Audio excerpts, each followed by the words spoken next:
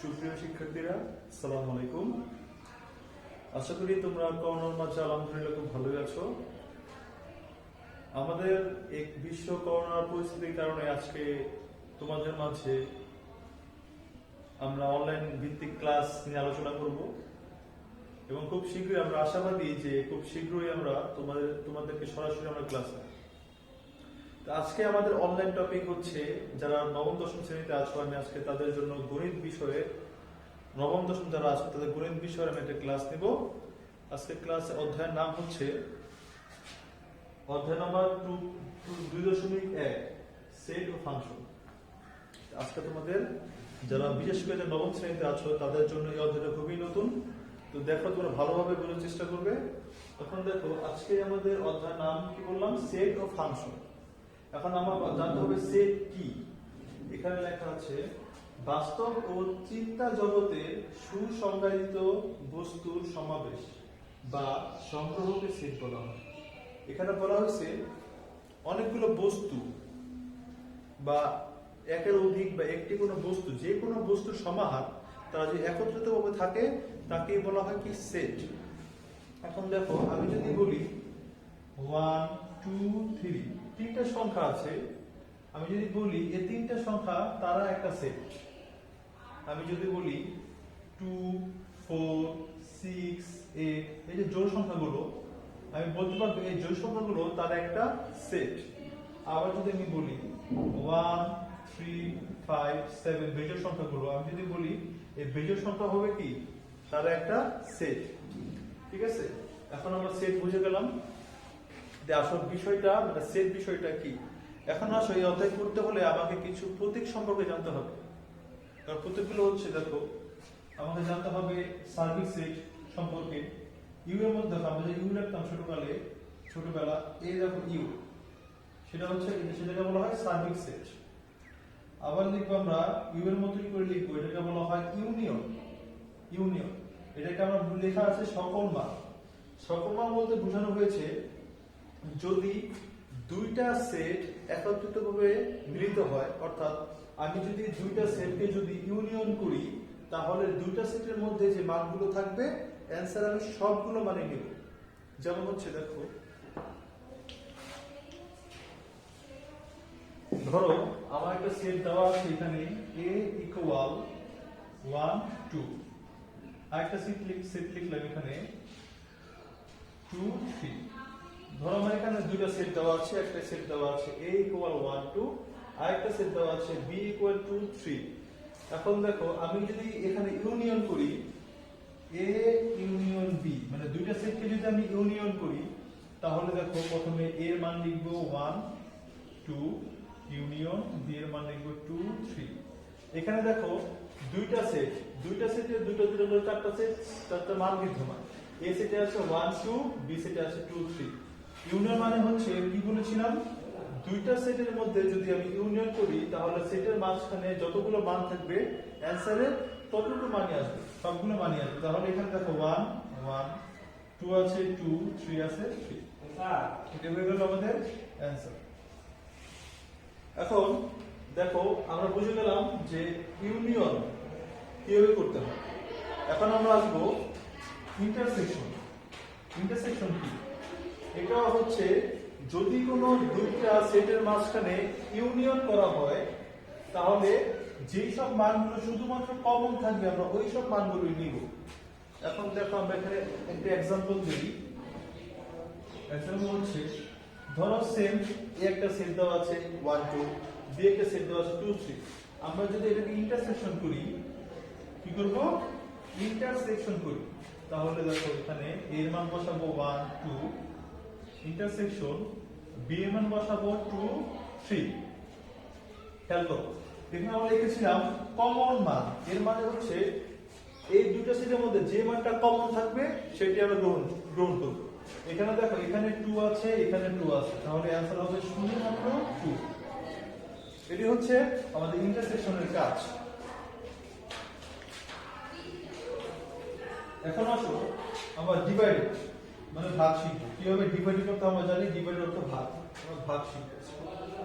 দেখো সেম ভাবে আমি যদি একটা এরকম করে একটা সংখ্যা লিখি a equal 1 2 b equal same ভাবে নিলাম 2 3, তাহলে আমরা a ভাগ b যদি লিখি তাহলে a এর মান বসাবো 1 2 ভাগ b এর মান বসাবো 2 3।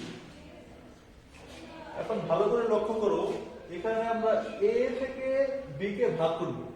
আমরা যখন কোনো অঙ্ক একটু ভাগ করি এরকম ভাবে দেখো 6/2 ভাগ করলে কত হয় 3 হয়, তাই না?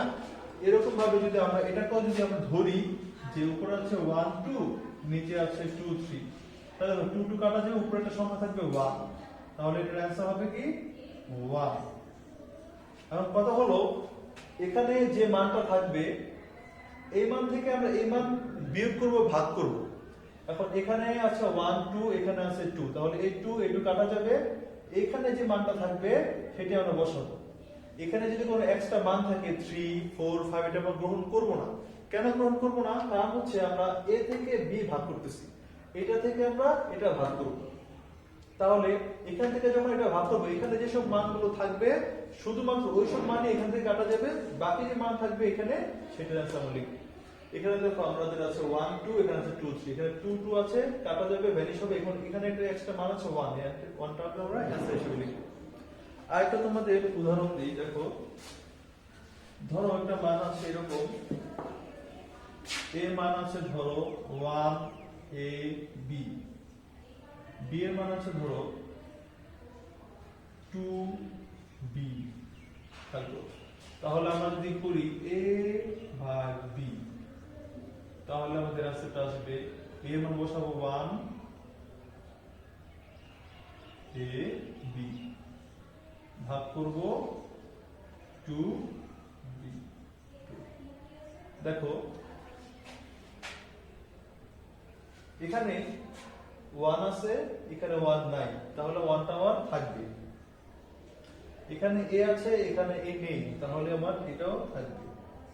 এখানে b আছে, এখানে b আছে, তাহলে b কি হয়ে যাবে? ভ্যানিশ হয়ে যাবে। অ্যানসার হবে 1 আর a। লক্ষ্য করো এটা থেকে যদি ভাগ করি, এখানে আছে b, এখানে আছে b, তাহলে b কাটা যাবে, শুধুমাত্র থাকবে 1 আর a। কিন্তু এখানে তো 2 আছে, আমরা 2 লিখি নাই অ্যানসারে। কেন লিখি নাই? আমরা আগেই বলেছি যে সংখ্যাকে ভাগ করব শুধুমাত্র ওই সংখ্যার মাঝখানে ওই সেটকেই আমরা শুধুমাত্র অ্যানসার হিসেবে গ্রহণ করব। অন্য কোনো পাশের যেটা দিয়ে ভাগ করব সেটাকে আমরা অ্যানসার হিসেবে গ্রহণ করব না। তাহলে আমাদের অ্যানসার হবে 1 a। আশা করি বুঝতে পেরেছো। এখন দেখি আমরা শিখব হচ্ছে কিভাবে প্রাইম করতে হয়। প্রাইম জিনিসটা কি? আচ্ছা দেখো তোমাদের একটা অঙ্ক আসবে, ধরো a প্রাইম, এরকম একটা অঙ্ক থাকে যে এর কোন সংখ্যার উপরে যদি এরকম চিহ্ন থাকে আমরা সেটাকে বলবো প্রাইম। এখন প্রাইমের কাজ কি? প্রাইমের কাজ হলো দেখো আমরা যেই সংখ্যার উপরে প্রাইম থাকবে, প্রাইম মানে হচ্ছে ইউ মাইনাস, ইউ মানে হচ্ছে এখানে কি বলেছিলাম আমরা? সার্বিক সেট। কি বলেছিলাম? সার্বিক সেট। এখন ধারণা হচ্ছে হলো যে কোনো সংখ্যার উপরে যদি প্রাইম থাকে সার্বিক সেট থেকে ওই সংখ্যা আমরা কি করব? বিয়োগ করব। এখানে আছে এর উপরে প্রাইম, তাহলে সার্বিক সেট থেকে আমরা এটাকে বিয়োগ করব। যদি আমার থাকে বি প্রাইম, তাহলে আমরা লিখব সার্বিক সেট মাইনাস বি। যদি আমাদের থাকে A union B whole prime, তাহলে আমরা কি করব? দেখো এই পুরোটার উপরে কি আছে? প্রাইম আছে, তাহলে আমরা প্রাইমের জন্য লিখব সার্বিক সেট মাইনাস, আর এই পুরোটার উপরে প্রাইম আছে এই জন্য আমরা কি করব? লিখে ফেলবো এ ইউনিয়ন বি। তাহলে বুঝতে পারলাম কি কোন সংখ্যার উপর বা কোন সেটের উপরে যদি প্রাইম থাকে তাহলে সার্বিক সেট থেকে ওই সংখ্যাটা বিয়োগ করব। ঠিক আছে, তোমার একটা উদাহরণ দিয়ে দেখে দিচ্ছি। ধরো সার্বিক সেট একটা মান দেওয়া আছে 1 2 3 4 মান দেওয়া আছে। এ সেট একটা মান দেওয়া আছে 1 3, বি সেট একটা মান দেওয়া আছে ধরো 3 4। তাহলে আমি যদি প্রথমে লিখি যে a প্রাইমের মান b কত হবে, a প্রাইমের মান কত হবে, তাহলে আমার অ্যানসার এরকম আসবে a প্রাইম ইকুয়াল a প্রাইমের জন্য সার্বিক সেট মাইনাস আর a লিখে দেব এখানে, কারণ এখানে কি বলেছিলাম যেই সংখ্যার উপরে প্রাইম থাকবে ওই সংখ্যাকে ইউ থেকে বা সার্বিক সেট থেকে বিয়োগ করব। তাহলে দেখো এখানে সার্বিক সেটের মান দেওয়া আছে 1 2 3 4 মাইনাস হবে 1 3 বিয়োগ করব। তাহলে এখানে আছে 1 এখানে 1 কাটা যাবে, এখানে 3 এখানে 3 কাটা যাবে, শুধু থাকবে কি 2 4 পেয়ে গেলাম আমরা a প্রাইমের মান। একই রকম ভাবে যদি আমি এখানে দেখো তোমাদেরকে যদি b প্রাইম বলি তাহলে কি হবে সার্বিক সেট মাইনাস b, সার্বিক সেট দেওয়া আছে 1 2 3 4 মাইনাস b দেওয়া আছে 3 4। তাহলে এখানে দেখো 3 4 দেওয়া আছে, এখানে 3 4 বিয়োগ করব, তাহলে এটা কাটা যাবে, থাকবে হচ্ছে শুধু 1। আমরা তোমাদেরকে এখানে ক্রস দিয়ে বুঝিয়েছি, ঠিক আছে? তোমরা কিন্তু অঙ্ক করার সময় ওগুলো কেটে দিবা না, তোমাদের অ্যান্সার হবে 1 2। এখন দেখো আমি যদি বলি যে a ইন্টারসেকশন b এর উপরে প্রাইম, তাহলে আমরা কিভাবে বের করব? সেটা অ্যান্সার হচ্ছে দেখো এ পুরোটার উপরে কি আছে, আমার প্রাইম আছে, কি আছে প্রাইম আছে। আমরা কি করব, সর্বপ্রথম এই ভিতরের অংশটুকু বের করব। ভিতরের অংশটুকু কি বের করতে হবে, প্রথমে বের করব a ইন্টারসেকশন b, লিখব a এর মান দেওয়া আছে এখানে 1 3 ইন্টারসেকশন b এর মান দেওয়া আছে 3 4। তাহলে আমরা জানি কি ইন্টারসেকশন মানে কি, আমরা কিছুক্ষণ আগে শিখেছিলাম ইন্টারসেকশন হচ্ছে শুধুমাত্র কমন মানগুলো নিব যেগুলো কমন থাকে। এখানে দেখো এখানেও 3 আছে এখানেও 3 আছে, তাহলে শুধুমাত্র অ্যানসার হবে 3। এখন আমরা a ইন্টারসেকশন b পেয়েছি, এখন আমরা বের করব a intersection b whole prime. তো আমি যদি লিখি এরকম যে a intersection b whole prime equal সার্বিক set minus a intersection b, তাহলে সার্বিক সেটের মান দেওয়া থাকবে 1 2 3 4, যেটা আমি এখান থেকে লিখলাম, আর a যে a ইন্টারসেকশন b এর মান আমরা পেয়েছি 3, তাহলে a 3 a 3 কাটা যাবে, থাকবে শুধুমাত্র 1 2 4। আশা করি তোমরা বুঝতে পেরেছো। আজকে আমরা এতটুকুই শিখলাম, আমরা আবার পরবর্তী ক্লাসে তোমাদেরকে আরো বিস্তারিতভাবে আলোচনা করব এবং পাঠ্য বইয়ের যে অঙ্কগুলো আছে আমরা ওই অঙ্কগুলোর সমাধান করব। আশা করি তোমরা বাসায় অঙ্কগুলো ভালোভাবে বুঝবে এবং প্রত্যেকটা ক্লাস মনোযোগ সহকারে দেখবে এবং খাতায় নোট করবে। তাহলে দেখবে তোমরা খুব অতি সহজেই তোমরা কি করতে পারতেছো, অতি সহজেই তোমরা অঙ্কটাকে আয়ত্ত করতে পারতেছো। ঠিক আছে, আজকে এই পর্যন্তই। আসসালামু আলাইকুম।